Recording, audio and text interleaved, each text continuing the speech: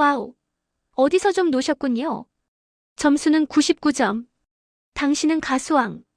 30대 이상의 대한민국 성인이라면 가슴 한구석이 뭉클해지거나 혹은 진저리 쳐지는 기억 중 하나일 겁니다. 바로 노래방 기계에서 흘러나오던 그 특유의 추임새죠. 90년대 후반부터 2010년대 중반까지 노래방은 대한민국 밤 문화의 성지였습니다. 1차에서 삼겹살에 소주를 들이키고 나면 당연하다는 듯 누군가 외쳤습니다. 자, 2차 가자. 그러면 막내는 불이 나게 근처 노래방으로 달려가 대기 순번을 확인해야 했죠.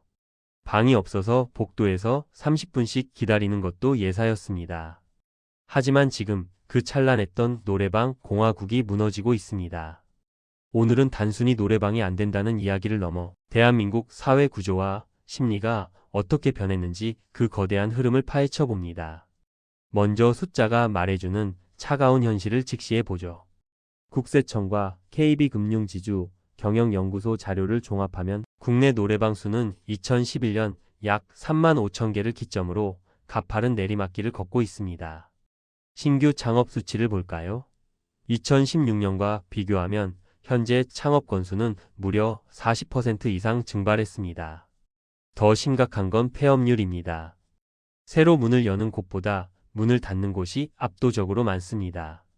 서울 종로에서 20년째 노래방을 운영 중인 한 사장님의 증언은 충격적입니다. 예전엔 평일 저녁 7시만 돼도 방이 찼어요. 지금은 토요일 밤인데도 매출이 5만 원인 날이 있습니다. 전기세도 안 나와서 폭도 전등을 꺼두고 손님을 기다립니다. 대학로 근처 상황은 더 처참합니다. 대형 룸을 갖춘 노래방에 손님이 들어오면 사장님 얼굴에 화색이 돌지만 이내 실망으로 바뀝니다. 여기 코인 노래방 아니에요?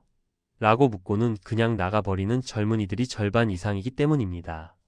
한때 황금알을 낳는 거위였던 노래방이 어쩌다 전기세 걱정하는 처지가 된 걸까요?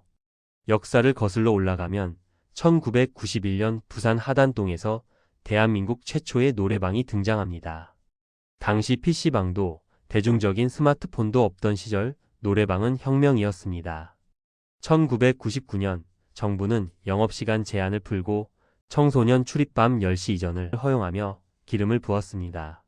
노래방은 단순한 유흥시설을 넘어 전 국민의 여가 플랫폼이 됐죠. 황금기 주말엔 예약이 불가능했고 평일 퇴직자나 창업 희망자 1순위는 언제나 노래방이었습니다. 사회적 기능 노래방은 세대 통합의 장이기도 했습니다. 부장님의 트로트와 신입사원의 댄스곡이 버무려지며 우리는 하나라는 조직 문화를 공고히 했습니다. 하지만 이 집단주의의 강요가 결국 노래방의 발목을 잡는 씨앗이 됩니다. 주 52시간 근무제, 직장 내 괴롭힘 금지법, 노래방의 주 수입원은 단체 손님입니다. 그런데 이 단체 손님을 사라지게 만든 강력한 법적 장치들이 연달아 등장합니다. 2018년 주 52시간 근무제 시행입니다. 워라밸이 국가적 화두가 되면서 늦은 밤까지 이어지는 회식은 열정이 아닌 비효율의 상징이 됐습니다. 퇴근 후 노래방에서 마이크를 잡는 대신 헬스장에 가거나 넷플릭스를 보는 인구가 늘어난 것이죠. 둘째, 2019년 직장 내 괴롭힘 금지법입니다. 이게 왜 노래방과 상관 있냐고요? 엄청납니다. 회식 참석을 강요하거나 원치 않는 노래와 춤을 시키는 행위 자체가 법적 처벌이나 징계의 대상이 될 수 있다는 인식이 퍼졌습니다. 기업들은 몸을 사리기 시작했습니다.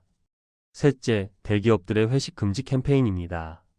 LG디스플레이, 하나은행 등은 119 운동, 한 가지 술 1차만 9시 전 귀가를 펼쳤고 LGU+ 같은 곳은 아예 법인카드로 노래방 결제를 막아버렸습니다. 물리적으로 노래방에 갈 수 있는 통로를 차단한 셈입니다. 전통 노래방이 죽어가는 사이 그 파일을 통째로 집어삼킨 괴물이 나타났습니다. 바로 코인 노래방 코너입니다. 2016년 이후 신규 창업 데이터를 뜯어보면 흥미로운 반등이 보입니다. 2021년 200여 개까지 떨어졌던 신규 창업이 2022년 다시 400여 개로 늘어납니다. 하지만 이건 기존 노래방의 부활이 아닙니다. 신규 창업의 80% 이상이 코인 노래방이기 때문입니다. 경제성 기존 노래방은 방 하나에 시간당 25,000원에서 30,000원을 내야 하지만 코노는 1,000원에 두세 곡 혹은 30분에 5,000원 수준입니다. 심리적 편안함, 젊은 세대는 모르는 사람 도우미 등이나 원치 않는 타인의 노래를 들을 필요가 없습니다. 혼자 가서 딱 부르고 싶은 곡만 부르고 나오는 효율성에 열광합니다.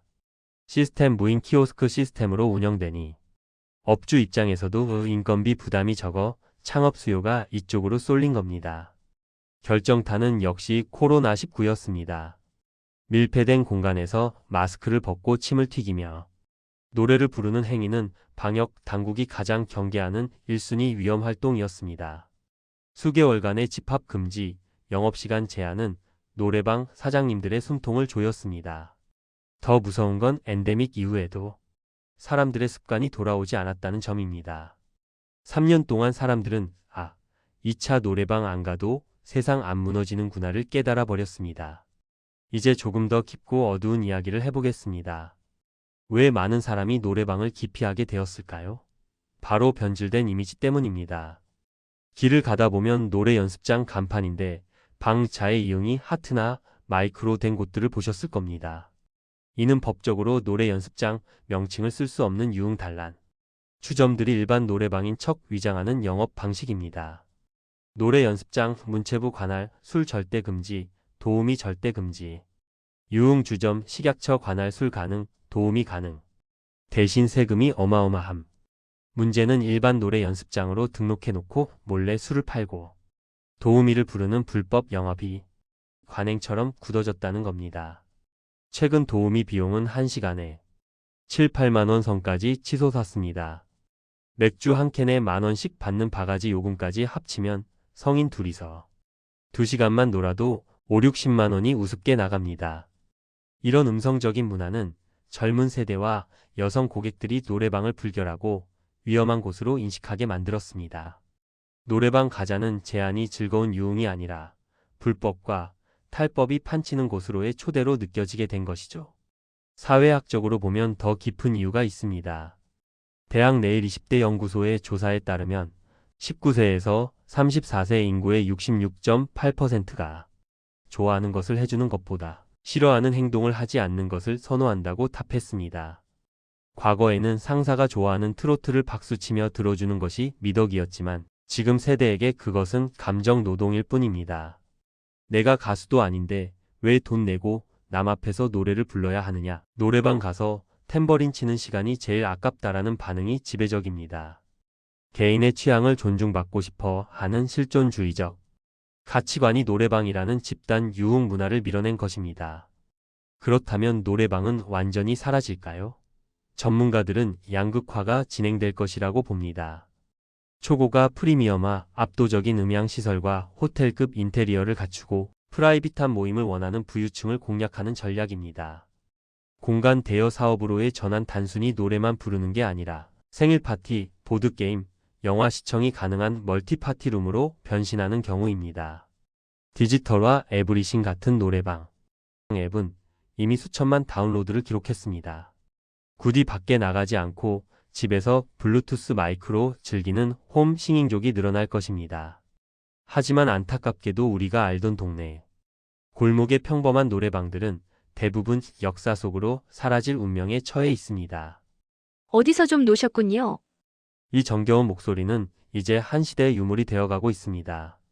노래방의 쇠퇴는 단순히 경제적 업종의 변화만을 의미하지 않습니다. 한국 사회가 우리라는 끈적끈적한 공동체에서 나라는 산뜻한 개인으로 옮겨가고 있다는 이정표이기도 합니다. 억지로 끌려가던 회식에서 벗어난 것은 분명한 발전입니다. 하지만 동시에 우리는 서로의 서툰 노랫소리에 박수를 쳐주고 평소엔 할 수 없었던 속마음을 노래 가사에 실어 전하던 그 소박한 연결의 순간마저 잃어버리고 있는 것은 아닐까요? 혼자 부스에 앉아 완벽한 점수를 받는 것보다 다 같이 삑사리 음이탈이 나도 웃음을 터뜨리던 그 시절의 낭만이 가끔은 그리워지기도 합니다. 여러분은 노래방에 대한 어떤 추억을 가지고 계신가요? 혹은 지금의 변화를 어떻게 바라보시나요? 댓글로 여러분의 소중한 의견을 들려주세요. 오늘 영상이 깊이 있었다면 구독과 좋아요 부탁드립니다. 더 날카롭고 깊이 있는 통찰로 다시 돌아오겠습니다. 감사합니다.